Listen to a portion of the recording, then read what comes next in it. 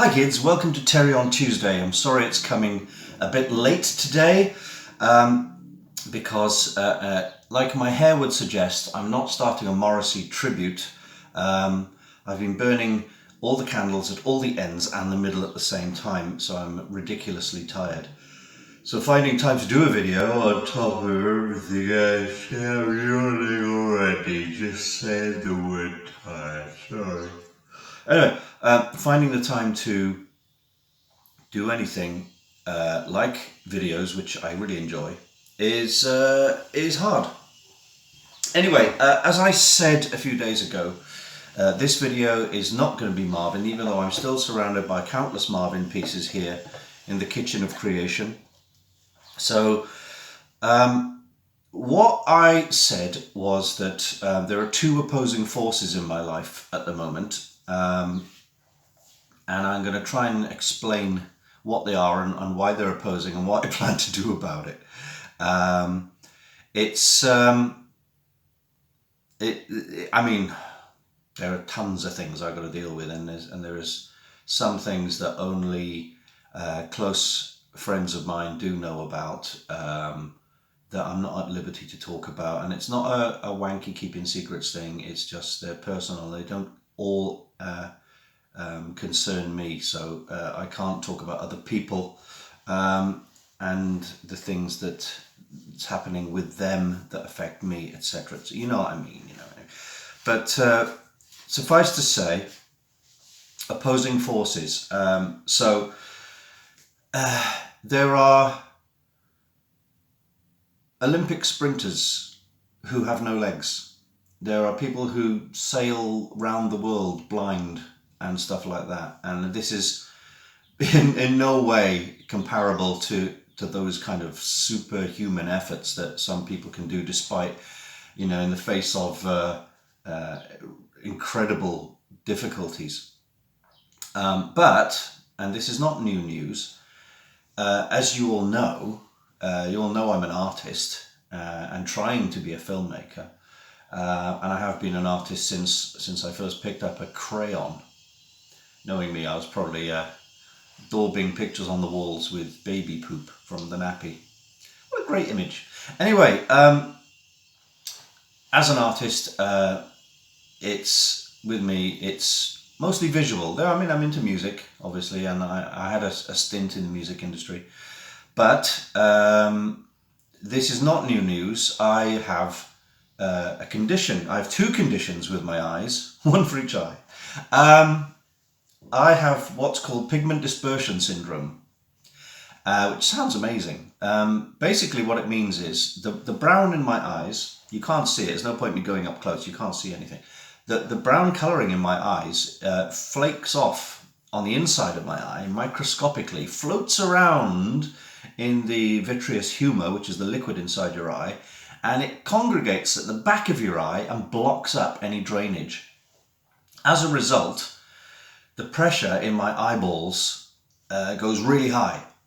And when the pressure goes high in your eyeballs, the rods and cones that actually pick up the light signals, they start dying off. And basically, if you don't keep that in check somehow, you can go blind, or you start getting blind spots.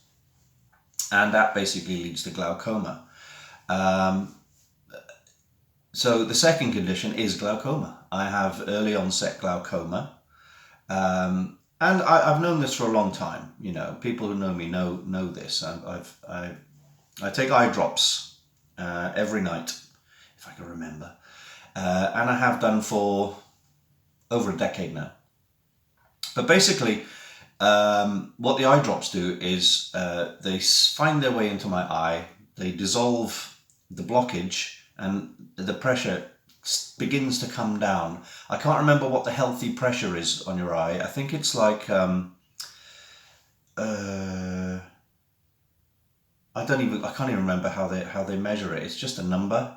It's just like healthy pressure in your eyes is 7, and blindness is something like 21, and I'm at about 15 or 16, something like that. Anyway, the eye drops apparently keep everything or manage the pressure and keep it down a bit. It doesn't reduce it to healthy standards, but it's doing the job and has been maintaining it for a while. And what they do say is that, and I sort of progress through my 50s, the pressure should come down naturally anyway. So it's a case of keeping it at bay. The only other way to deal with high pressure in eyes, in extreme cases, is to go and surgery and get your eye punctured, which apparently works really well, but it comes with the caveat of you may go blind anyway if something goes wrong with the operation. So give me those eye drops any day. So what day was it? 2 days ago, I got a letter. I got a letter. I have redacted my NHS number and my address, etc.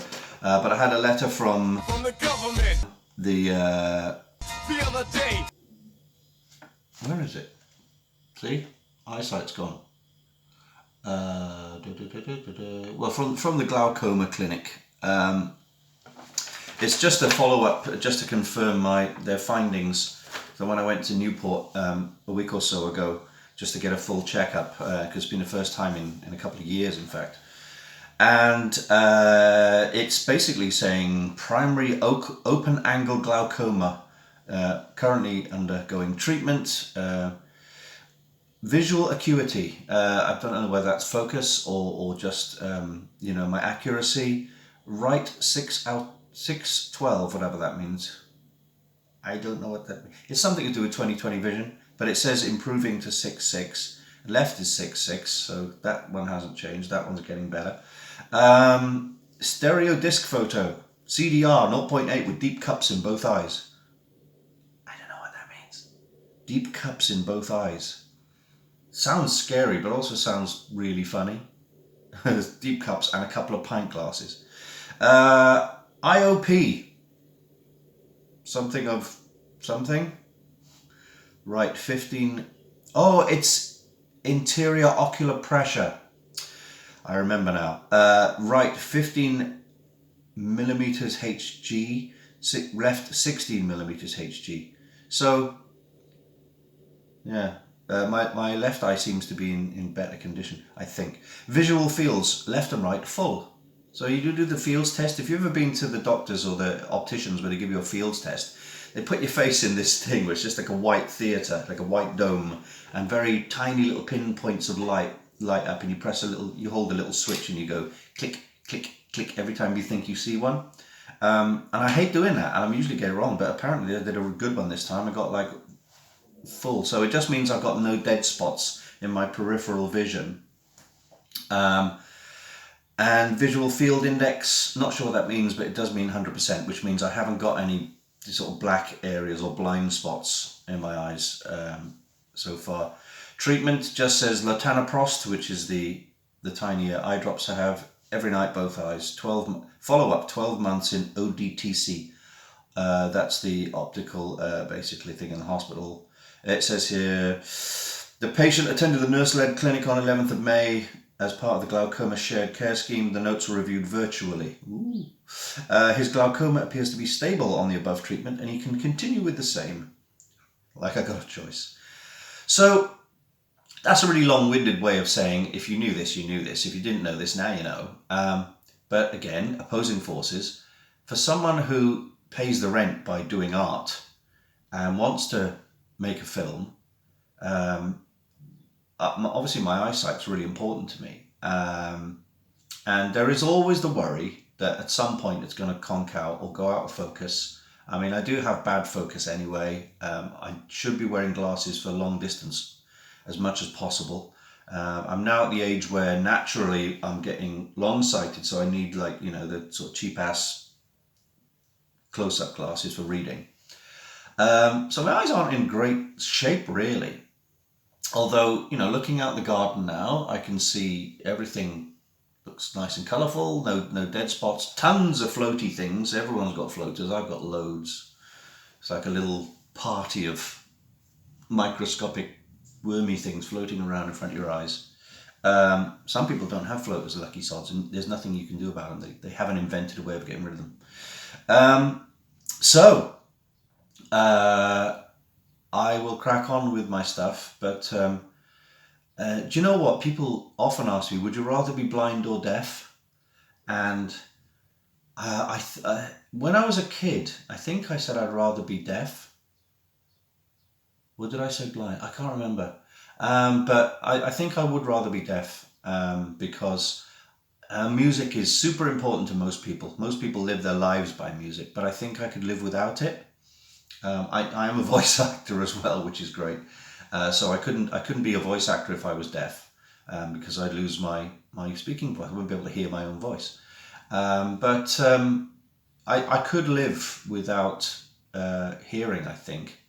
But to live without seeing would ruin me, because to me, visual things, whether it's art or nature or pretty ladies, yeah, like there's loads of them around. Just looking at my kids, looking at my friends, looking at reading as well, watching films. If I had to wake up with complete blackness every single day, I'd probably lose the will to live. You could hear a lot, you get through a heck of a lot of audiobooks and podcasts, but I suppose after a while you kind of paint the picture in your mind's eye. But I don't think it's the same. I don't think I could handle not being able to see stuff. So I think I'd rather be. And if I was blind, I'd annoy everyone by moaning how much I hate being blind, because I could still talk and hear myself talk. I'd probably go on a lot of podcasts, because obviously I could put headphones on while not being able to see and just talk away for hours, which I guess I could do. But no, I that would be an absolute nightmare for me. It'll probably be my worst fear next to drowning. But this is probably why I'm beginning to see my film that I'm trying to make, Bloody Students, as my last film. In a way, it's my first film, but I won't get into that right now. My last film, with a little disclaimer of, if I'm able to make a second one, and if I can afford to make, another film, not so much a sequel, but if whether it's a sequel or a follow-up or a completely different film, if I'm in the position to do it financially and optically, then I might. If Bloody Students comes out and if it's good, great. But if I can't really afford to make another film, I'll just stop, because I'm at the age where I can't keep spinning millions of plates, and all my hobbies tend to be very long-winded and expensive. I mean, I'm not gambling in casinos, but you know what I mean. It's like they're all eat away at your funds. So this is it's a bit melodramatic, but I kind of do worry that I could be halfway through doing a film and I'll wake up one morning and I won't be able to see, and that'll be it. So it's kind of like a race against time. Like I say, it might be an exaggeration. The doctors would tell me for sure. They might be like, no, you won't go blind immediately or anything like that. But it has been known. I have read a couple of stories of there was one lady who was shopping in a supermarket, and all of a sudden things went black, like the lights went out, and she was like, "Oh, who turned the lights out?" And it was like, "Congratulations, you're blind for the rest of your life." So you can't help worrying about things like that. So this is my thing. I want to make a film that I'm really happy with, really proud of, and Bloody Students is that film. And the reason I haven't done too much with it right now is because A, Marvin, and B, day job, and other day job, and voiceover job, and other day job. It's like, stuff to do. And I'm rewriting the film again, a 5th draft on the way. I've got another writing job that came in, which is an ongoing thing, which is it's really good fun, actually. I'll talk about that when the people who own the project let me talk about it. I don't want to start blabbing about it right now in case I'm not supposed to talk about it, but I will do so. So that's really it. So when I finish Bloody Students, if I finish Bloody Students, I mean, there's always a case that it might just end. I'm not going to lie. There's so many variables involved in making a film, down to people, money, mainly money, but people, locations, all that kind of stuff. It could all end tomorrow. It could all just go game over. But let's soldier on and see what happens. So that's my waffle about the opposing forces. The fact that my sight is deteriorating, but I want to do visual things. How I plan to cope with it? Well, keep taking the eye drops, as the doctor said, and hope for the best. So yeah, I won't waffle anymore or repeat myself, but that's the score. It's a weird one, and I'm fully aware that I'm probably making a mountain out of a molehill here, because I don't have glaucoma in the sense that my uncle Steve, who passed away, bless him, a couple of years ago, he had proper glaucoma. He was getting tunnel vision. He could see through like a slit. His eyes, his visual area it's like this screen here was 90% black spots. I don't have that, so I'm fully aware and grateful that I don't have it that bad. But with anyone who's got some kind of health problem, you do keep an eye on it. No pun intended. You do worry about it occasionally, and you hope that it's not going to impact your life in ridiculous ways. So that is the video for this week. It sounds a bit depressing. Let's finish on something good. I've been working on the prize tombola type thing for Taunton Library on the 18th of June, the Crackers event in Taunton, where I and my mate Rob will be there for promoting Bloody Students and Free Comic Book Day, and give away comic books and prizes and stuff. There's over 50 prizes now, just from me alone, and they involve the Big Aliens Nerf gun, which is about yay big, a couple of sci-fi blasters, and the Star Wars helmets, remember them? Scratch-built spaceships, books, lots of good stuff.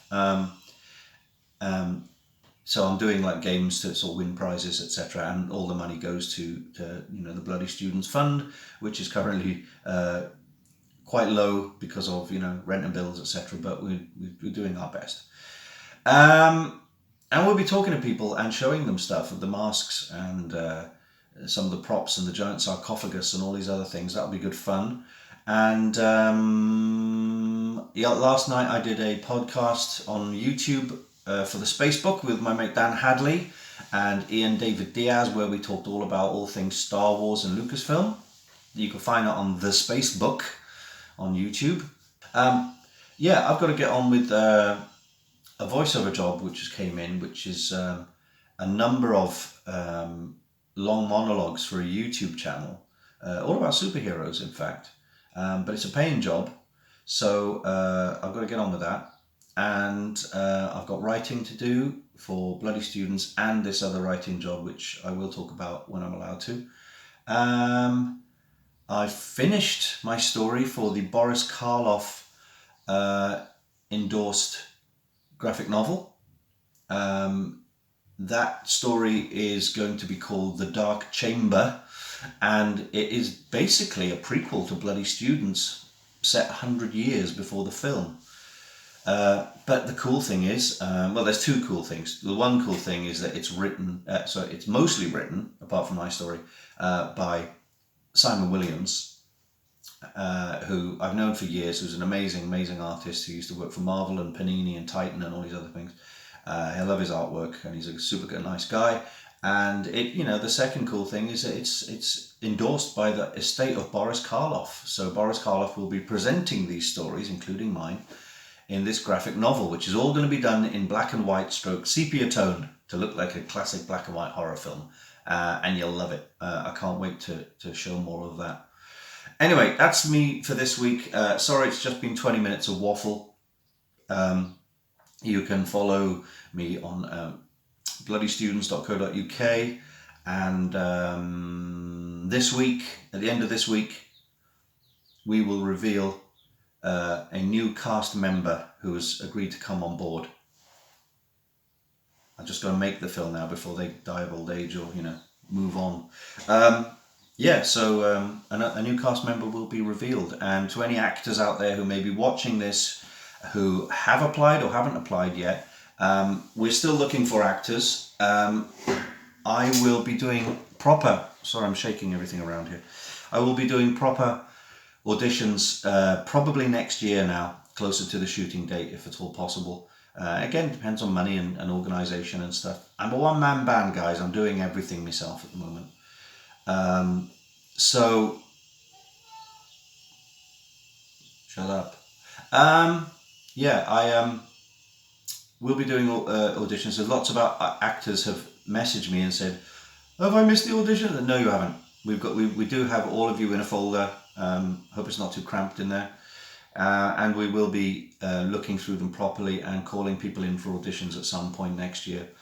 So don't worry. If you've missed it, you'd know about it because we would have informed you. If you've got the role, you'll know about it because we'll informed you. Anyway, that's it for me this week. Have a good week. I will see you all next week, hopefully with a big chunk forward on Marvin. I've done a couple of big things, so you should be able to see more of that next week. Hopefully, I might be able to have footage of me getting into the suit and out of the suit so you can see what it's all about. Anyway, that's it. 22 minutes. Let's get out of here. Take care now. Bye-bye.